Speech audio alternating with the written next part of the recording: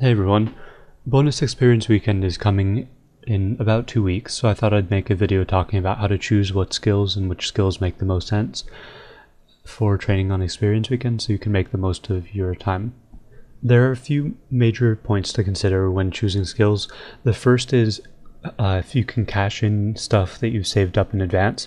This works for things like summoning, although I'll get more into summoning later. Things like dungeoneering, where you start a floor and you finish the floor right as the experience weekend ends to make the most of that experience. Things like planting trees in advance. Just stuff that you can save up in advance and then cash in all the experience right at the start of bonus experience weekend or sometime during bonus experience weekend. The other thing to think about is profitability of the skill. If a skill is making you money, there's not that much reason to do it during bonus experience weekend because you'll be getting more experience but the same amount of money. So you might as well do it outside of bonus experience weekend so you can make even more money while doing the same amount of experience. Also, the opposite, but still related, goes for buyable skills. You'll get more experience at the same cost, so it's better to do buyables during experience weekend. I'd also like to clear up one common misconception, which is that training skills that give more experience per hour are better to do on experience weekend, and that's just simply not true. Ignoring all the other things, like saving up stuff in advance or how much a skill costs or makes, just ignoring those, all skills save you exactly the same amount of time, because if you're doing a skill and say it's double the experience per hour on average, for every 1 hour that you do the skill you'll save 1 hour. It doesn't matter if you're getting 50k experience an hour or 300k experience per hour, it's the same amount of time saved. So if you're thinking about deciding between, let's say, agility and thieving, there's actually no difference. They save the exact same amount of time each. The one exception to this rule is that summoning is always 1.1x the normal experience, so it gives 10% extra experience. That's because you can cash in summoning charms that you've saved up, and it's not really fair if you can cash them in at the full bonus experience. So if you're planning on doing summoning on experience weekend, which is a pretty good choice because summoning, you can cash in a lot of charms that you've saved up. If you're planning on doing that, you should make sure that you do it after the first 10 hours or so. Otherwise, you're just wasting your bonus experience time.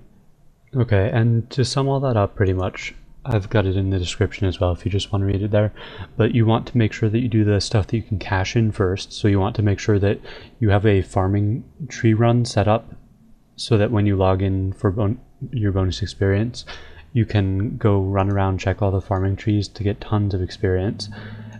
And also, if you're going to be online as bonus experience weekend starts, make sure that you're in a dungeoneering floor so you can finish the floor as the weekend begins. After you do the things that you're cashing in or things that are saved up in advance, you should do buyable skills preferably, because then you'll save the most money that you can. If you don't have any buyables left, then non-buyable skills, things that don't cost any money but also don't make you profit. You definitely do not want to do profitable skills unless that's all that you have left to train. And after I believe it's 8 hours are up and you're at your 1.1 experience multiplier, then you can do whatever you want. It doesn't matter a whole lot.